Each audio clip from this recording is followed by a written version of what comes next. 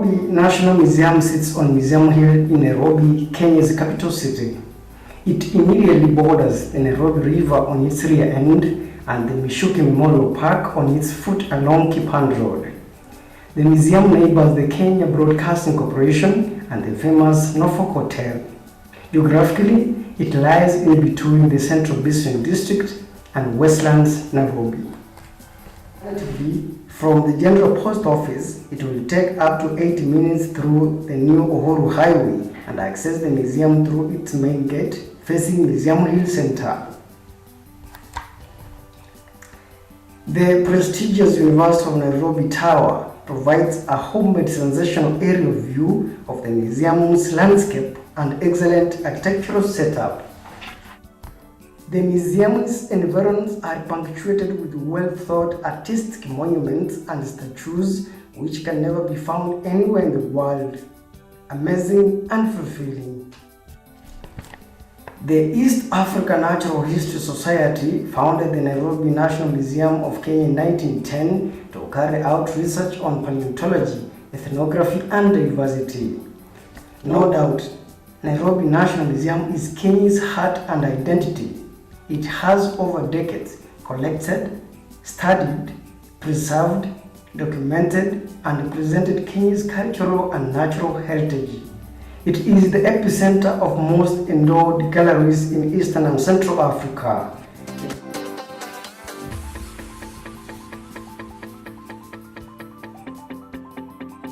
The Nairobi Snake Park, established early 1960s with an aim of creating awareness and educating the public about snakes and other common reptiles, is the most envied and visited exhibitions within the Nairobi National Museum of Kenya. This park was started in the 70s with one snake. So this snake had been picked up from somebody's farm and it was put next outside the Nairobi National Museum. There was such a great attraction to this particular snake. We had a big crowd of people coming to see this particular snake. So the then curators of the museum decided that snake parks would be an attraction to the general public. So this particular portion of land was given out to establish a snake park. Between the 70s and now, we've increased our specimen to about 200 snakes. We also have crocodiles, we also have tortoise, we also have terrapins, and then we also have Nile monitors. The park provides homage to hundreds of live snakes and reptiles one can only imagine of. They include the most venomous and non-venomous snakes, lizards, crocodiles, turtles, tortoises, alligator, and aquarium. Every morning, like when I come, I have to check and look at the state of the reptiles before I start doing my business. So I have to move around.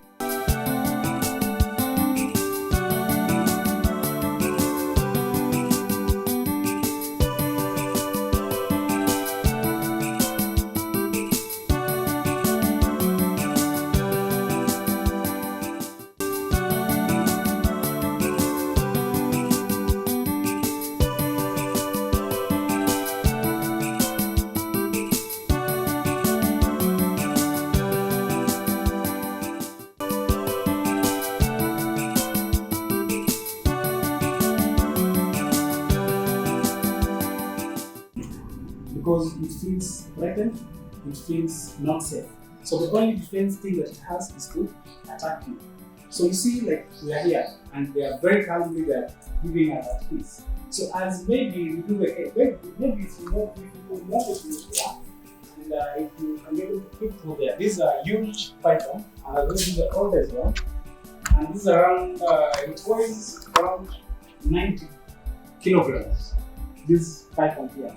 You can see the head and the side of the head. There's another python, though it's a small one, just beneath. So this cave is like now their home. Because pythons live in caves. This is now their home. Where if we come early in the morning, they are all of them, one at the corner and the others are hiding inside. So it's very safe. Okay. However, how did these feared reptiles find their way into the snake park? Apparently, the park is the home of the infamous Omiri snake, the biggest snake to be found in Kenya's history. It is well preserved. Just like humans, snakes and other reptiles have a unique way of handling, dieting, and lifestyle. Apart from this exhibition here, we also run what is called a rescue center. One of the challenges of being a reptile is every time a reptile is encountered, people try to kill it. So what we educate the public is anytime they see a snake, their first role is to call us. So when they call us, we normally send a snake handler to them who captures the snake and brings it back to this particular space, and it becomes part of our exhibition. Some of our other specimens are from donations, from well-wishers who donate animals to this particular snake. Like we have cases whereby somebody sees a tortoise next to a road, so they quickly pick up that tortoise and take them to the snake park.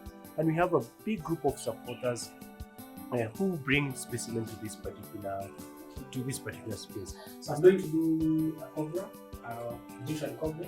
So this is the back door, so it's locked. What you do when you open it's safe for you. So you have to observe the position of the snakes on the inside to know whether it is safe for you. And the cobras generally, if you happen to touch them, they open up the hood. Like apparently the hood is not opened up, but if I do anything to touch them, you see, just jumps towards me. So this is just a warning sign to get you or to warn you to stay away. So what you're going to do, this is a defense mechanism. What they do, so I capture it. This is like one of them. I just take it out safely for you. Then I'm just going to illustrate. So this is safe for me. So there's nothing that's going. So they do the hood to warn you to stay away. So this is a safe way of holding it. So what you do when you guys is coming towards you. So you just have to use this to pick it up, then hold it by the tail, and I can carry it safely like this. This is how we do for all the snakes. A big part of it is taking care of live specimen. So we're always looking out for the behavior, which is the best time to feed them, the most optimum temperature for them to live. We look at their health, we look at their welfare, and then there's also a bit about supervising the staff who work here, and also just taking care of the particular space. But we also try very, very much to do public education, to educate the public about reptiles, fish, for them to understand and to demystify the role of the reptile. You know, there's been a lot of negative myths around snakes, so we try to demystify the public. So some of the education we do them here, and some we do them outside the park. The park is so unique. It houses the cobras, puff adders, black and green mambas, and African rock python. It is only here you can find existing giant tortoise, estimated to be 59 years old, several species of crocodiles found in Africa, and an American alligator as old as 60 years old. Alligator. Alligator is a family trace from the crocodiles, though is slightly different from crocodiles in that alligators are bigger than crocodiles, and also their snout for the alligators, they have a broad snout. Mm-hmm.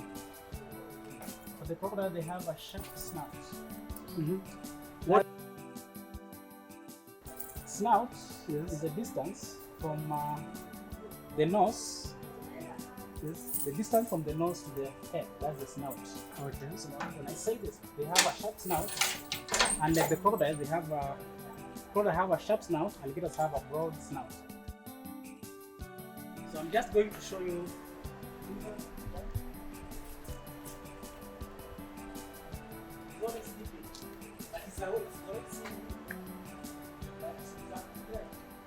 But on top of that, we also have two aquaria within the park. So we have a freshwater aquarium and we have a marine aquarium. Both of them are well stocked with fish from the different ecosystems within the country and from the Indian Ocean.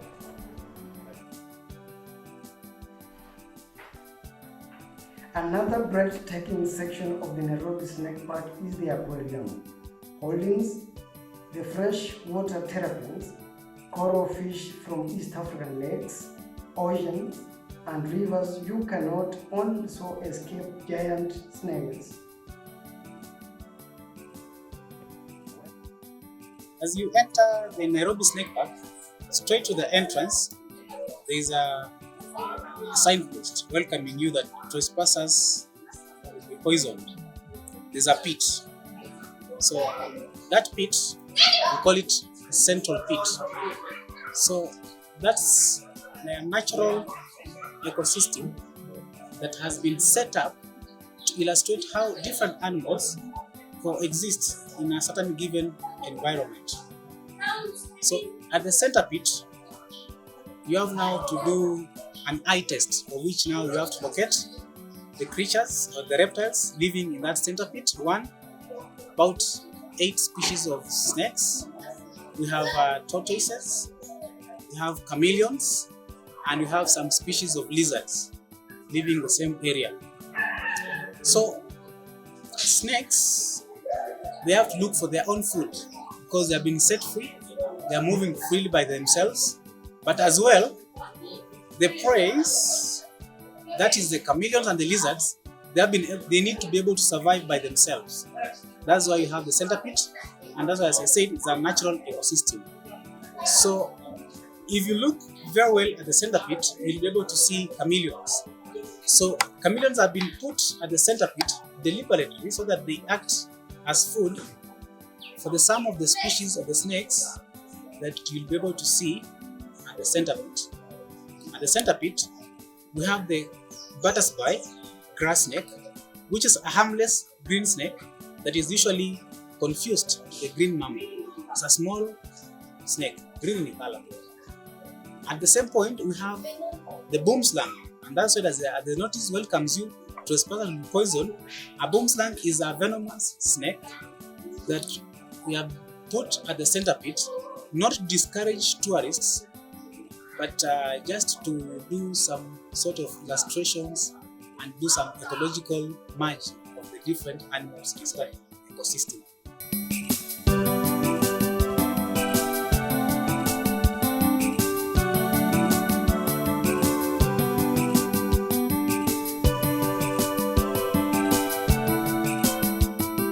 The National Museums of Kenya is one of the leading research institutions in this country, which has a duty to carry out research in both natural and cultural heritage, as well as to serve as a repository for materials of these sciences. And it is also a dissemination area for the public in terms of the science and the cultural heritage of this country. One of the main areas of our research is in botany. And in this one, we host the East African Herbarium, which is the leading botanical research institution in this region. The herbarium hosts 1 million plant specimens, as well as a staff complement of more than 40 scientists, and is a leading resource center for research in the plant sciences. We have over 2,000 living collections of especially rare and interesting plants collected in the region, particularly in Kenya, in some of the vulnerable areas, let's say the Afro-Mondane or really degraded sites in the drylands, but also places like Mao, and they are being conserved actually live in the botanic gardens and become very attractive when it comes to not only the conservation, but also try to educate to the general public on the need of protecting our environment, but also taking care of our species. Well, after you tire from the real fantasy of the snake park ambience, you are bound to be tempted to visit the park's well-furnished peace path through the botanical gardens to replenish and rejuvenation. The serenity of fresh air coupled with cool environment is a natural healing.